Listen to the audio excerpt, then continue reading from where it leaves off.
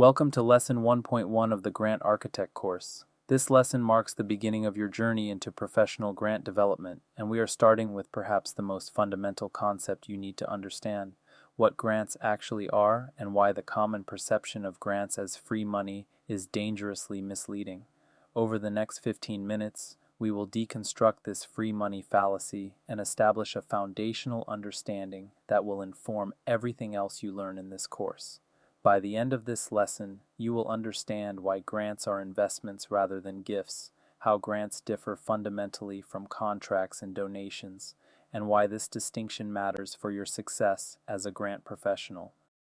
Let us begin by clearly defining what I call the free money fallacy. This is the misconception that grants are simply free money waiting to be collected by anyone clever enough to write a compelling story. This belief is remarkably common. I have encountered it among board members who think their organization deserves funding simply because their cause is worthy. I have seen it among executive directors who believe that hiring a grant writer will automatically generate revenue. I have even encountered program staff who think grant money can be spent however they see fit once it arrives. The danger of this belief cannot be overstated. Organizations that approach grants as free money consistently fail. They pursue funding opportunities that do not align with their work. They submit weak proposals that reviewers immediately recognize as unfocused. They win grants they cannot actually implement. And when they do receive funding, they stumble through compliance requirements they never anticipated. So what are grants actually? Let us start with a proper definition. Grants are financial assistance provided to carry out a public purpose. Notice the key phrase here: public purpose.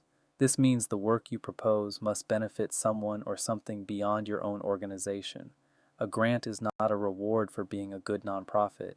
It is not recognition of your worthiness. It is funding provided so that you can accomplish something that advances a public good. The mechanism is straightforward in concept but demanding in execution.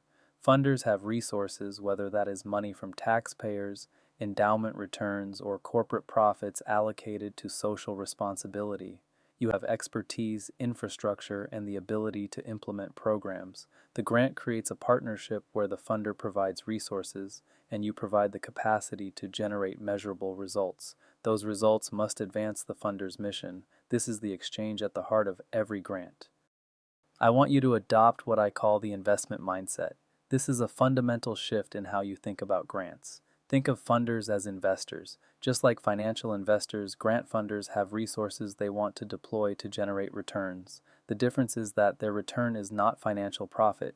Their return is mission advancement and social impact. When you apply for a grant, you are essentially proposing an investment opportunity. You are saying to the funder, here is a problem that matters to both of us. Here is my organization's approach to addressing that problem. Here is why we are well positioned to succeed. And here is the return you can expect on your investment in the form of specific outcomes. Your obligation, if funded, is to deliver those outcomes. Just as a financial investor expects returns on their investment, grant funders expect you to accomplish what you said you would accomplish. This is not charity. This is not a gift. This is a business transaction with clear expectations on both sides. Now let us distinguish grants from gifts, because confusion between these two concepts causes significant problems. When an individual donor writes a check to your organization, that is typically a gift. The donor may hope you do good work, but they generally are not expecting specific deliverables. They give because they believe in your mission, and they trust you to use the money wisely. They might give you $50 or $50,000, and unless they specify otherwise, you can use those funds however you determine is best for advancing your mission. Grants are fundamentally different. When a funder awards you a grant, they expect specific activities to be carried out and specific outcomes to be achieved. The money is not yours to use however you wish. It is restricted to the activities you proposed and the budget you submitted. If you propose to serve 100 youth through after-school programming, you cannot decide after receiving the grant that you would rather use the money for a staff retreat or a new website. You must do what you said you would do. The distinction between grants and contracts is equally important and often misunderstood. With a contract, the funder or buyer specifies exactly what they need. They define the deliverables, the specifications, the timeline, and often the methods. Your role is to fulfill their requirements as specified. You are essentially saying, I can do what you need done, and here is my price. With a grant, the dynamic is reversed. You propose what you want to accomplish based on your organization's mission, expertise, and understanding of community needs. The funder then decides whether to invest in your vision. You are saying, here is what we want to accomplish and why it matters. Will you invest in us? The initiative source is the key distinction.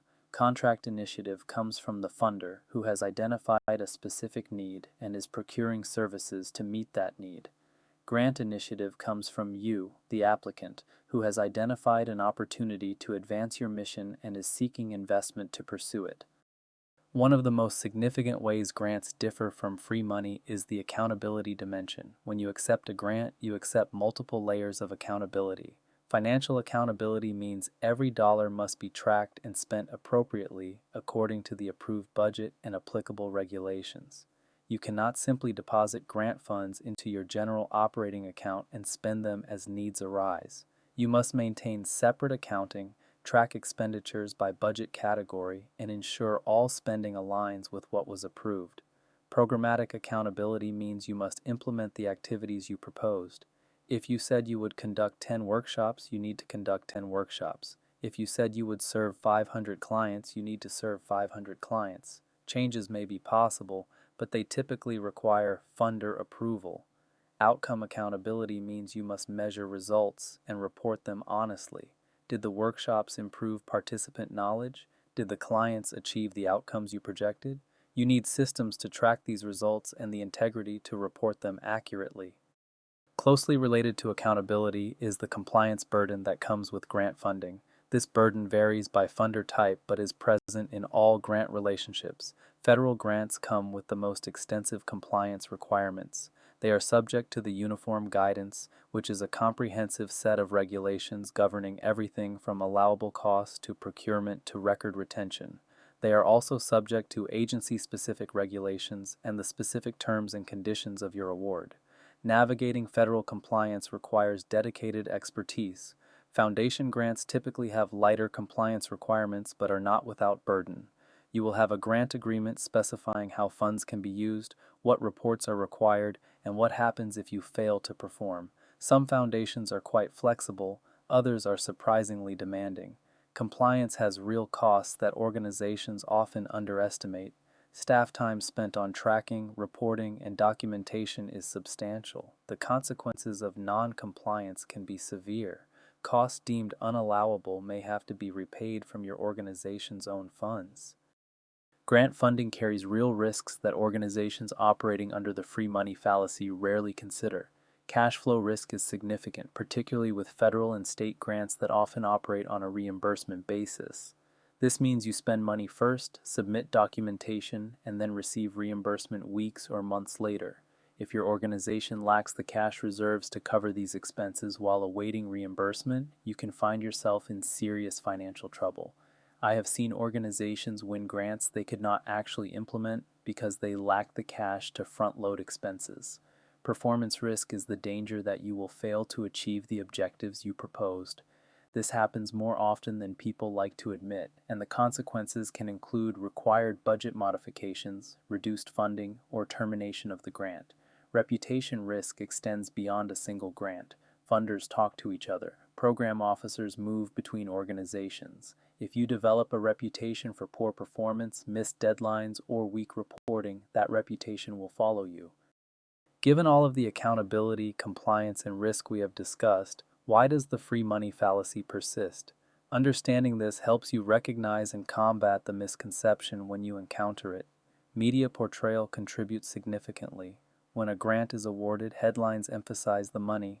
Local nonprofit receives $1 million grant. The story rarely covers the 3 years of work, extensive reporting, and compliance burden that follow.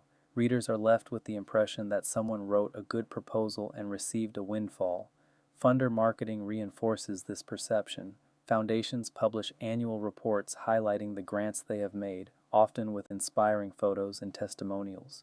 They rarely discuss the rigorous application processes, the rejected applications, or the compliance requirements they impose. Success bias means we hear about the wins, but not the struggles. Finally, wishful thinking plays a role.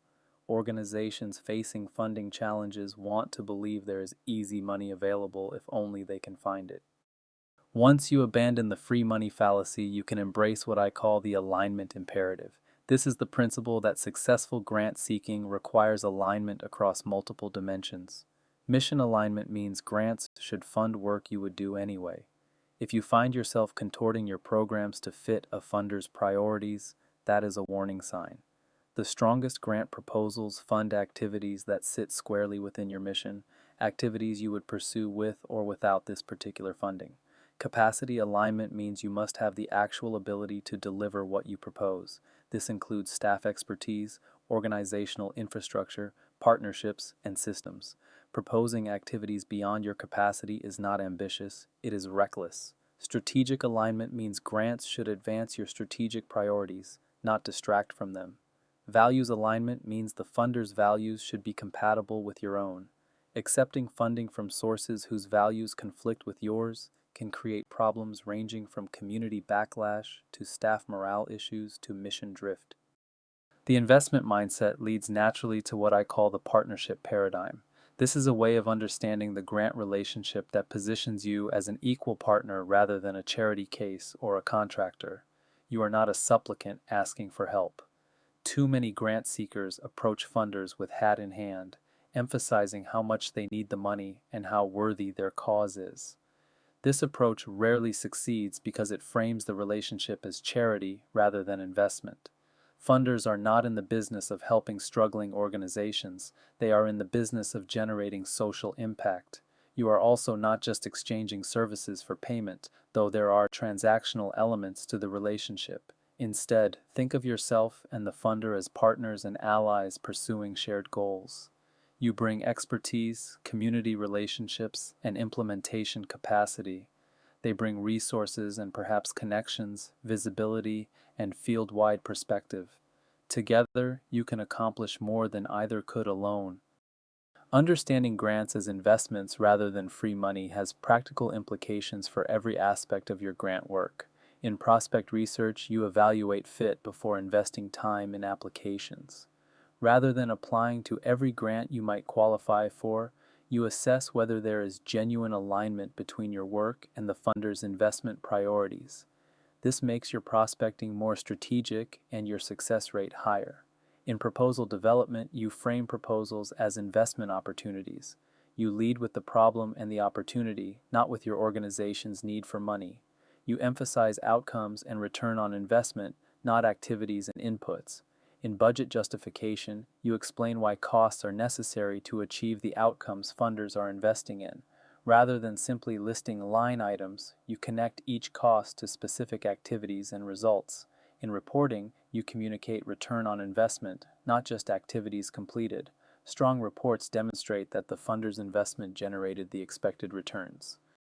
Let me offer some guidance on building the right mindset as you begin your grant development journey. Embrace abundance thinking. While competition for grants is real, there are many funders looking for good work to invest in.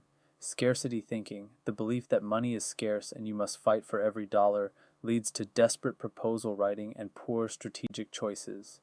Abundance thinking allows you to be more selective and strategic. Cultivate confidence. You have something valuable to offer. If your organization does good work, if you have expertise and capacity, if you can deliver results, then you are a worthy investment. Funders need organizations like yours. Practice selectivity. Not every grant opportunity is right for you. Learning to say no to poor fit opportunities is as important as learning to write strong proposals. Take a long-term view. The best grant relationships develop over years, not through single transactions. Your goal is not just to win one grant, but to build lasting partnerships with funders who share your values. Let us summarize the key insights from this foundational lesson. The central insight is that grants are investments, not free money. When you accept a grant, you are accepting accountability for delivering specific outcomes in exchange for resources. You are entering a partnership with shared goals and mutual obligations. The critical mindset shift is from supplicant to partner, from seeking charity to offering investment opportunities. This shift changes how you research funders, how you write proposals, how you manage grants, and how you report results. The practical change is to evaluate alignment before pursuing opportunities. Do not chase every grant. Instead, identify funders whose investment priorities align with your mission, capacity, and strategic direction. In our next lesson, we will explore the grant lifecycle, examining the three distinct phases that every grant passes through: pre-award, award, and post-award. Understanding this life cycle will help you plan your work effectively and avoid common mistakes at each stage.